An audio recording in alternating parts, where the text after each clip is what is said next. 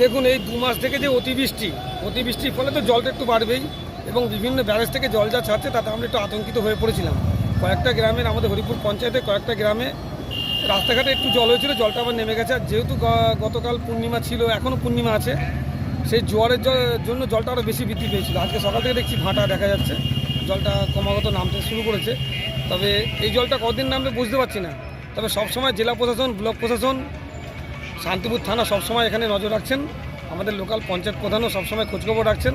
আতঙ্কিত হবার কোনো কারণ নেই। তারপর যেহেতু কালনায় আজকে একটা মহিষমর্দানী পুজো, সেখানে 24 ঘন্টা শান্তিপুর থানা থেকে পুলিশ এখানে আছেন।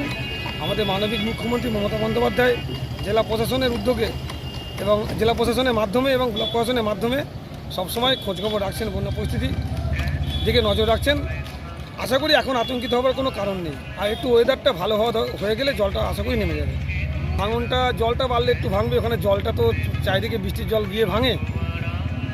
সেচ দপ্তর থেকে লোকজন এসেছিলেন, ওরা আশ্বাস দিয়েছেন যে জলটা কমে গেলে কাজ শুরু করবেন। তবে এখনও সেরকম আতঙ্কিত হওয়ার জায়গায় পৌঁছায়নি আমরা। নাম পরিচয়?